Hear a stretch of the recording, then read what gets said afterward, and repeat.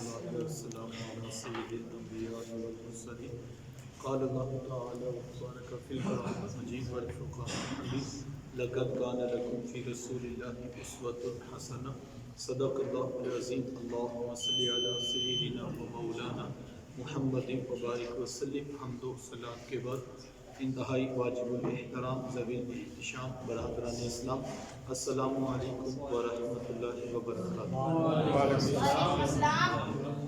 بتوفیق باری تعالیٰ مجھے اور آپ کو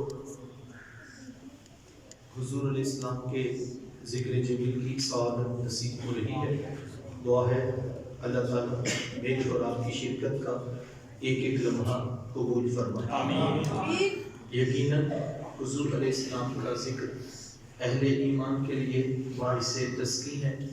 جب کسی کے لبوں سے وہ اپنے آقا و مولا کا نام نامی اسم گرامی سنتے ہیں تو ان کے دلوں میں ایمان کی حرارت بڑھتی چلی جاتی ہے. اور ایسا ہو بھی کیوں نہ کہ میرے حضور کا ذکر ہے بھی تو اتنا ہی میٹھا. ساری دنیا کیا شہد اکٹھے کر کے نچوڑ دیں اتنا رس پیدا نہیں ہوگا جتنا ایک بار محمد کہنے سے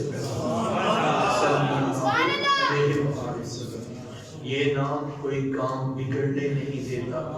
یہ نام کوئی کام بگڑنے نہیں دیتا. بگڑے بھی بنا دیتا ہے نام محمد صلی اللہ علیہ وسلم. اس کے ایک کو بالکل آواز ایک ساتھی ہوئے جزاک اللہ. تو حضور علیہ السلام کی سیرت کے کچھ پہلو آپ کے سامنے رکھنا چاہوں گا اس دعا کے ساتھ کہ اللہ تعالیٰ مجھے اور آپ کو قابل عمل باتوں پر توفیق عمل نصیب فرمائے. آپ جانتے ہیں کہ اللہ کے رسول صلی اللہ علیہ وآلہ وسلم کی جس وقت ولادت ہوئی تو 7 دن تک اپنی والدہ حضرت آمینہ سلام اللہ علیہ کا دودھ پیا. 8ویں دن یہ اعزاز دشمن اسلام ابو لہب کی کنیز سویبہ کو حاصل ہوا. اس نے حضور علیہ السلام کو دودھ بھی پلایا اور دیکھ بھال بھی کی. یہ چند دن کی دیکھ بھال تھی، یہ چند دن کی خدمت تھی، لیکن میرے آقا نے سویبہ کے اس احسان کو بھی پوری زندگی یاد رکھا. مکے میں تھے تو میری ماں کہہ کے پکارا کرتے. مدنی دور آیا تو یہاں مدینے سے ان کے لیے کپڑے بھی بھجوایا کرتے اور رقم کا بھی بندوبست کیا کرتے. یہ ہے شریعت، یہ ہے سیرت جو میرے حضور لے کر آئے. میرے حضور تشریف فرما تھے. دور سے ایک بوڑھی خاتون کو اپنی طرف آتے دیکھا. آقا کریم علیہ السلام کی نظر پڑی تو میرے حضور اٹھ کھڑے ہوئے. میری ماں پکارتے ہوئے اور دوڑ لگاتے ہوئے ان کے قریب پہنچے. پھر کندھوں سے وہ چادر اتار کر نیچے زمین پر بچھا دی جسے میں اور آپ کائنات کا قیمتی اثاثہ سمجھتے ہیں. اپنی والدہ کو اس چادر کے اوپر بٹھایا، کان لگا کر گھنٹوں ان کی باتیں سنی. اور جب وہ بوڑھی خاتون خود اٹھ کر واپس جانے لگی تو کسی نے راوی سے پوچھ لیا یہ آنے والی خوش قسمت خاتون کون تھی کہ محبوب علیہ السلام نے کندھوں کی چادر ان کے قدموں کے نیچے بچھا دی. تو بتانے والے نے بتایا کہ تمہیں نہیں پتا، یہی تو حضور علیہ السلام کی رضائی والدہ حضرت حلیمہ سعدیہ سلام. سگی ماں تو سگی ماں ہے. میرے محبوب علیہ السلام نے تو دودھ بنانے والی ماں کو بھی اتنی عزت دیا تھا. ماں باپ کیا ہوتے ہیں یہ زمانے کو میرے محبوب علیہ السلام نے آ کر بتلایا. آقا کریم علیہ السلام ایک دن صحابہ کو نماز پڑھانے آئے. طاعت نگاہ صحابہ نے اٹھ کر حضور کا استقبال کیا. محبتوں بھرا یہ ہجوم دیکھا تو چھم چھم آنکھوں سے آنسو برسنے لگے. ایک ٹھنڈی آہ بری اور کیا فرمایا، لو ادرکت والدیہ او احدہما، کاش آج میرے ماں باپ بھی زندہ ہوتے یا ان میں سے کوئی ایک ہی زندہ ہوتا، پھر میں لوگوں کو نماز عشاء پڑھا رہا ہوتا، اس میں سورہ فاتحہ کی تلاوت کر رہا ہوتا، پھر میری ماں کو میرے ساتھ کوئی کام یاد آ جاتا. وہ دروازے پہ آتی چلمن سرکاری اپنے میٹھے اور پیار بھرے لہجے میں فرماتی، ابنی محمد، میرے بیٹے محمد میری بات تو سنو۔ کہا لوگوں میں نماز کا مصلح چھوڑ کر پہلے ماں کی بات کو سنو۔ زمانے کو عملاً بتایا ماں کا وجود کتنا معتبر ہے، بیٹیاں کیا ہوتی ہیں، یہ زمانے کو میرے محبوب علیہ السلام نے آ کر بتایا۔ آقا کریم علیہ السلام کی آمد سے قبل آپ تاریخ عرب اٹھائیں، جب کسی کے ہاں بیٹی پیدا ہوتی تو شرم سے اس کا منہ کالا ہو جاتا۔ عزت اور آبرو بچانے کا ایک ہی راستہ ہوتا کہ ظالم باپ ماں کی ممتا بھری گود سے پھول جیسی بیٹی چھینتا، گڑھا کھود کے دھکا دے کر اوپر مٹی ڈال دیتا۔ اگر کوئی باپ اتنا ظالم، اتنا سفاک تھا تو اس قابل تھا کہ وہ معاشرے میں سر اٹھا کر جی سکتا ہے، اور اگر کسی کے ہاتھوں میں اتنی سکت نہیں کہ اپنی زندہ بیٹی کا گلا دبا سکے تو وہ اس قابل نہیں تھا کہ معاشرے میں سر اٹھا کر جی سکے۔ یہ عرب معاشرہ ہے جس کو قرآن مجید فرقان حمید نے بھی بیان کیا ہے۔ وہ عملاً بیٹیوں کو ذبح کیا کرتے اور بہنوں کو زندہ درگور کر دیا کرتے۔ جس دور میں بیٹی ذبح کی جا رہی تھی، جس دور میں بہن زندہ درگور کر دی جاتی، میرے حضور اس دور میں کلمہ حق بلند کیا اور حضور میں بیٹیوں کو ذبح کرنے والوں سن لو، فاطمہ تو بدعت منی، میری فاطمہ تو میرے جگر کا بھی ٹکڑا ہے۔ یہ کلمہ محبت بھی ہے، یہ کلمہ جہاد بھی ہے۔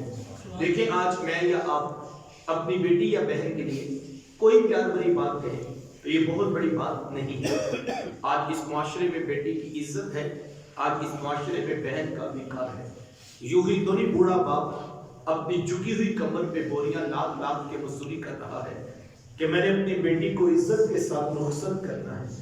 جوان سال بائی فیکٹری میں اوور ٹائم لگا رہے ہیں کہ ہم نے بہنوں کو عزت کے ساتھ بیٹھنا ہے۔ یار یہ باپ تو ذبح کرتا تھا، یہ بھائی تو زندہ درگور کر دیتا تھا، ان کے سینے میں اتنا کوٹ کوٹ کر پیار کس نے بھر دیا؟ جواب ایک ہی ملے گا، یہ فیض ہے آمینہ کے نام کا، یہ فیض ہے میلاد والے آقا کا، جنہوں نے کٹتی بیٹیوں کو عزت اور ذبح ہوتی ہوئی بہنوں کو زندگی کی بہاریں عطا فرمائی۔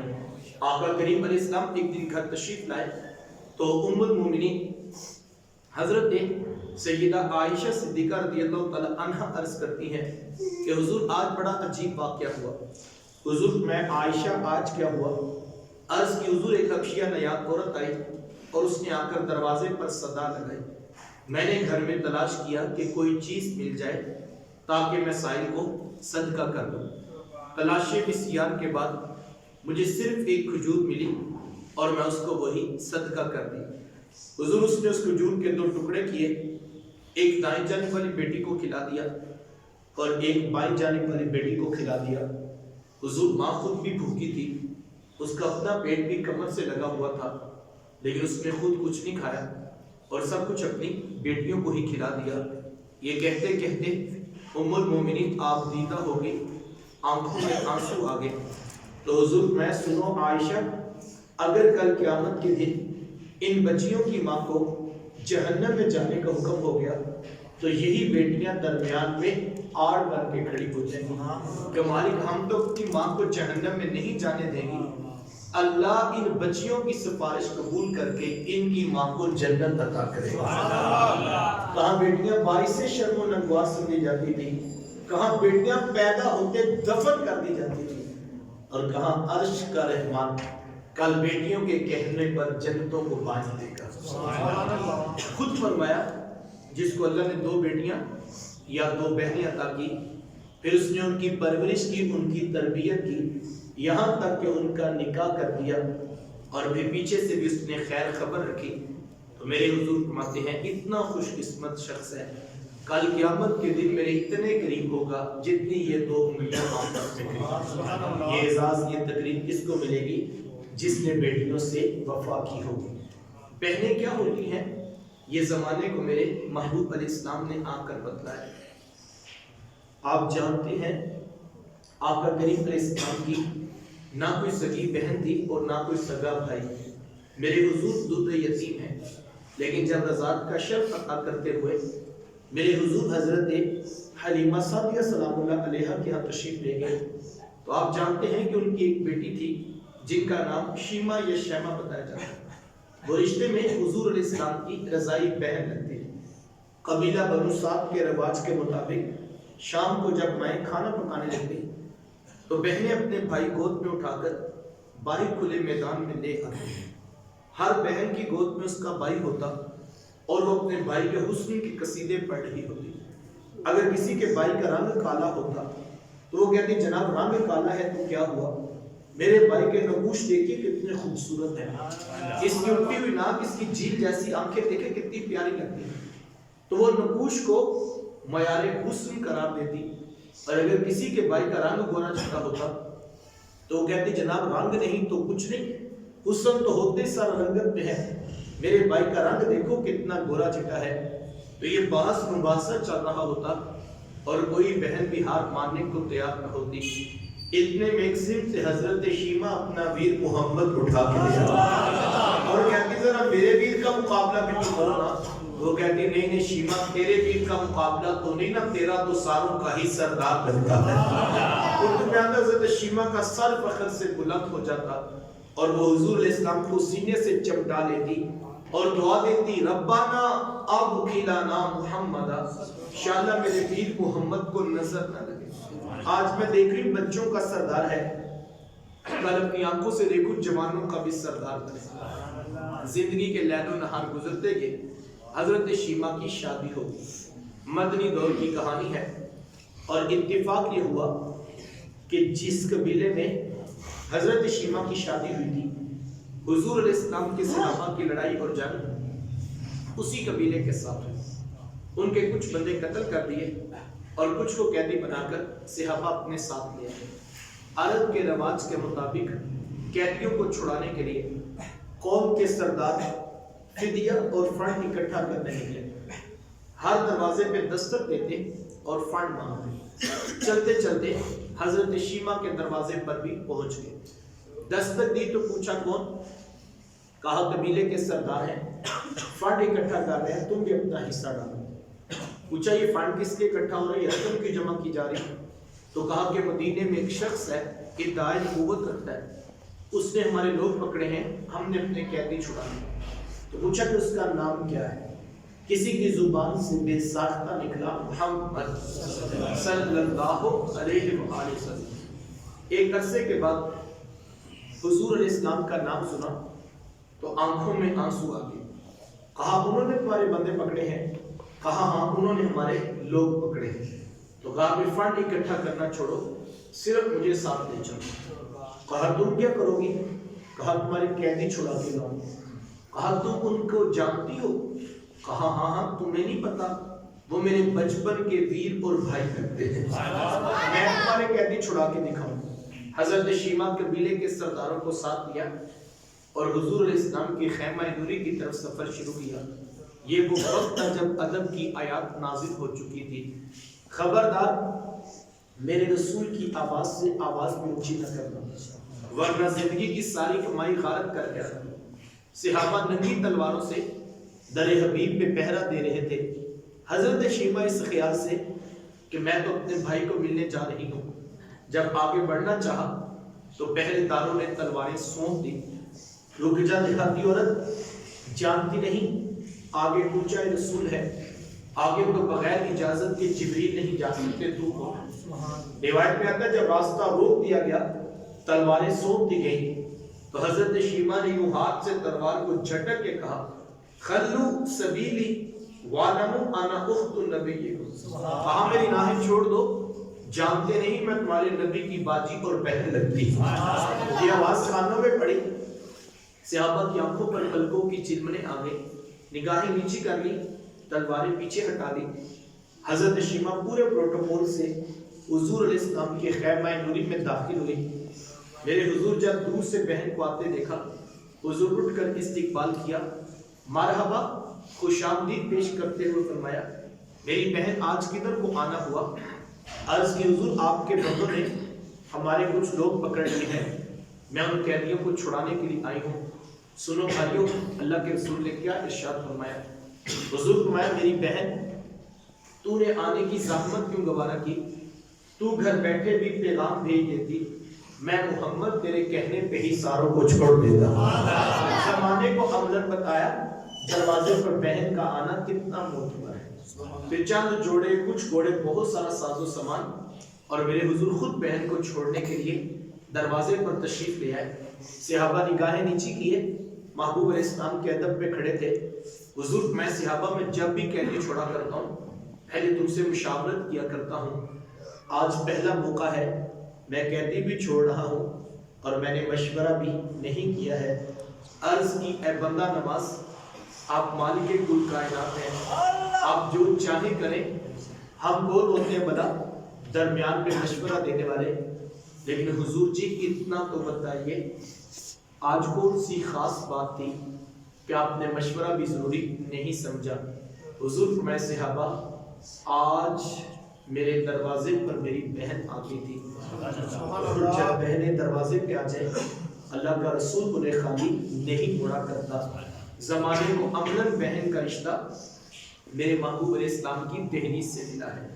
توجہ چاہوں گا، جس دور پہ بیٹی ذبح کی جا رہی تھی، جس دور پہ بہن زندہ درگور کر دی جاتی، جس دور پہ ماں جیسا رشتہ بھی منڈیوں اور بازاروں میں بک جاتا، اس دور میں بیوی کی کیا حیثیت ہوگی؟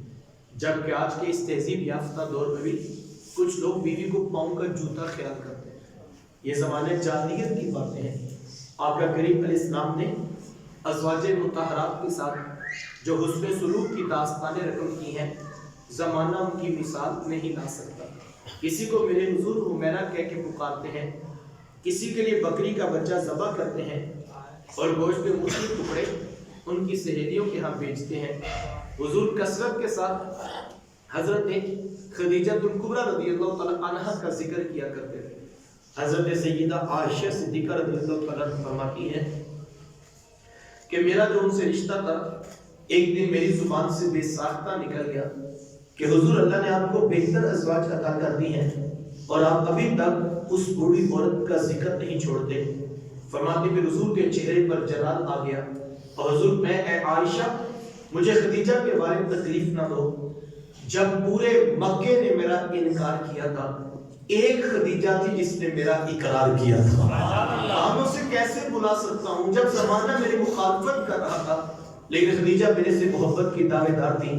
فرماتی پھر میں نے ہمیشہ محبتوں کا ہی اظہار کیا، اور یہی حضرت خدیجہ الکبریٰ رضی اللہ تعالیٰ عنہا نے جب ان کا وقت آخر قریب آیا تو حضرت سیدہ فاطمہ الزہرا رضی اللہ تعالیٰ عنہا کو بھیجا اور کہا بیٹا جاؤ جا کر حضور علیہ السلام سے چادر رحمت مانگ لو۔ سیدہ حاضر خدمت ہوئی اور آ کر عرض کی میری والدہ چادر مانگ رہی ہے۔ آقا کریم علیہ السلام نے چادر بھی اتار کر پیش کر دی اور ساتھ فرمایا بیٹا اپنی والدہ سے پوچھو یہ چادر کیا کرنی ہے۔ یہ کہتے کہتے میرے حضور بھی ساتھ تشریف لے آئے اور حضور میں خدیجہ تو نے چادر کیا کرنی ہے؟ عرض کی حضور مجھے جو بخار ہے لگتا یوں ہے کہ جان لیوا ثابت ہوگا، میری آرزو یہ ہے کہ مجھے کفن ملے تو آپ کی چادر رحمت۔ یہ حضور علیہ السلام کی سیرت کا کتنا بڑا حوالہ ہے کہ بیوی آرزو کر رہی ہے اگر مجھے شوہر کی چادر میں کفن مل جائے تو یہ رب کے حضور میری بخشش کی ضمانت ہوگی۔ حضور علیہ السلام نے چادر بھی اتار کر پیش کر دی اور ساتھ تاریخ ساز جملہ ارشاد فرمایا خدیجہ تو نے تو صرف چادر مانگی ہے، لو اردتی جلدی لآتے تکی، اگر تو مجھ محمد کی جلد بھی مانگتی میں وہ بھی اتار کے پیش کرتا۔ زمانے کو رشتوں کا تقدس میرے محبوب علیہ السلام کی دہلیز سے ملا ہے۔ بھائی کیا ہوتے ہیں یہ زمانے کو میرے محبوب علیہ السلام نے آ کر بتلایا۔ آقا کریم علیہ السلام کے پاس ایک نوجوان آیا اور آ کر عرض کرتا ہے کہ حضور میں کماتا ہوں اور میرا بھائی کماتا نہیں ہے، رہتے کٹے ہیں اخراجات سانجے ہیں تو میری کمائی بھی اس کی طرف چلی جاتی ہے۔ اس طرح ایک کمانے والے بھائی نے نہ کمانے والے کی شکایت اللہ کے رسول کی بارگاہ میں پیش کی۔ آج گھر گھر کا یہی ٹکڑا ہے، جو زیادہ کماتا ہے وہ دوسروں کو خاطر میں نہیں لاتا۔ بڑا بھائی چھوٹوں کے لیے بے پناہ محبت کے جذبات رکھتا ہو لیکن اس کی آمدن تھوڑی ہو تو چھوٹے تانا دیتے ہیں کہ تو نے باپ کے بعد کون سی جاگیر ہے جو ہمارے لیے بچا کے رکھی ہے۔ آج کہا جاتا ہے تو کہتا ہے تیری عزت کوئی نہیں کرتا، تیری عزت کس بات پہ کرے؟ آج کہا جاتا ہے تیرے بچوں کی فیسیں تو ہم بھرتے ہیں، گھر کے اخراجات تو ہم چلا رہے ہیں، تیری عزت کس بات پہ کرے؟ آج جس بھائی کے پاس دولت زیادہ نہ ہو، سگے بھائی اس کی عزت کرنے کے لیے بھی تیار نہیں، لیکن میرے حضور نے کیا فرمایا؟ صاحب کہتا ہے میں کماتا ہوں اور وہ کماتا نہیں۔ حضور میں ہو سکتا ہے اللہ تجھے عزت تیرے اس بھائی کی وجہ سے دے رہا ہو جو کماتا نہیں۔ کتنی بڑی بات ہے یار، یہ تو کرم ہو گیا صاحب کہ اس نے تیرا ہاتھ دینے والا بنا کے لینے والا بنایا۔ اگر تیرا ہاتھ دینے والا بنا دیتے تو کیا کر سکتا تھا؟ تو بھی تو سی ماں کا بیٹا، تو بھی تو سی باپ کی اولاد ہے۔ تیری رگوں میں الگ سے سرخ رنگ کا خون تو نہیں دوڑتا، تیرے دماغ میں الگ سے سوچوں کے سوتے تو نہیں ٹوٹتے۔ تجھے اپنی ڈگریوں پہ ناز ہے، تیرے سے بڑی بڑی ڈگریوں والے لوگوں کے آگے خاک چھانتے پھرتے۔ یہ محض اس کا کرم تھا، اس نے تیرا ہاتھ دینے والا بنا دیا۔ ساری برادری، پورا خاندان 30 سال سے کاروبار کرنے والے نیچے رہ گئے۔ تیرا ستارہ اوجے سریا کی بلندیوں کو چھونے لگا۔ تجھے اونچا اس لیے نہیں کیا تھا کہ تو MPA MNA وزیروں کے خاندان کیوں اڑاتا پھرے، تجھے تو اونچا اس لیے کیا تھا کہ تو پلٹ کے پھر نیچے دیکھتا، اور جو بہن بھائی نیچے رہ گئے تھے اب ان کو کھڑا کرنے کا سوچتا۔ وہ کسی دانشور نے کسی کروڑ پتی کا انٹرویو لیا تو پوچھا جناب آپ کروڑ پتی کیسے بنے؟ آج ہر شخص چاہتا ہے کہ میں بھی راتوں رات امیر ہو جاؤں، میں بھی کروڑ پتی بن جاؤں۔ تو پوچھا جناب آپ کروڑ پتی کیسے بنے؟ تو اس نے مسکرا کے کہا میں نے اپنے نیچے والوں کو لاکھ پتی بنا دیا، قدرت نے مجھے کروڑ پتی بنا دیا۔ جو نیچے والوں کے لیے محبت کے جذبات رکھتا ہے اللہ اس کو رزق کی فراوانی عطا کرتا ہے۔ صاحبو یہ وہ محبتوں کا دن ہے، یہ وہ الفتوں کا پیغام ہے، یہ وہ جوڑنے والی تعلیمات ہے جو لے کر میرے حضور اس کائنات میں جلوہ فراز ہوئے۔ ہم نے حضور علیہ السلام کی آمد کی خوشی میں کمکمے روشن کیے، ہم نے چراغ بھی جلائے، ہم نے راہوں میں پھول کلیاں پتیاں بھی بچھائیں، ہم مٹھائیاں بھی بانٹ رہے ہیں، ہم دیگیں بھی پکا کر کھلا رہے ہیں۔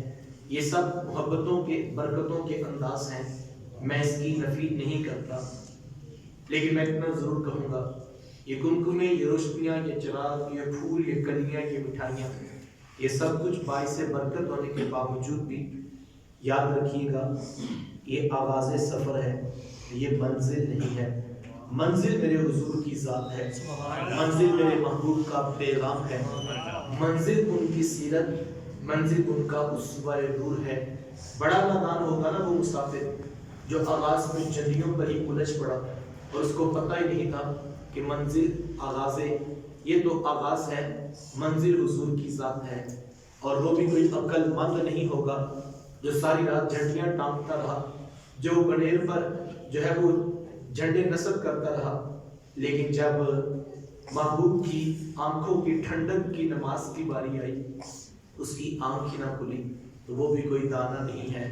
ساری منزل دو جملوں میں کہوں کہ میلاد والوں کی منزل کیا ہے؟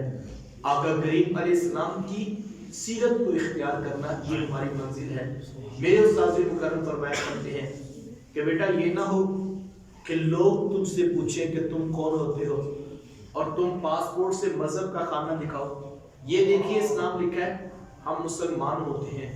کہا نہیں بیٹا، نہ کسی کو پوچھنا پڑے، نہ کسی کو بتانا پڑے، تم دور سے آ رہے ہو، تمہاری وضع قطع، شکل و صورت، چال ڈھال، انداز معاشرت اتنا خوبصورت ہو کہ لوگ مسکرا کے کہیں وہ دیکھیے میلاد والے آقا کا امتی آ رہا ہے۔ اتنی خوبصورت میلاد والے کی منزل ہے۔ ہمیں قسم اٹھا کے نہ بتانا پڑے کہ جناب ہماری دکان پہ 100% سچ بولا کرے۔ ہاں ہمیں سینہ کا زور لگا کے نہ بتانا پڑے کہ جناب ہماری دکان پہ دھوکہ نہیں ہوتا۔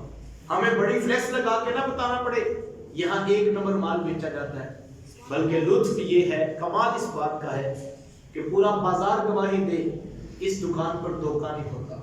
سارا شہر کہے جناب یہ جھوٹ نہیں بولتا، پوری برادری کہے ہم ضمانت دیتے ہیں یہ ہمارا بیٹا کبھی فراڈ نہیں کر سکتا۔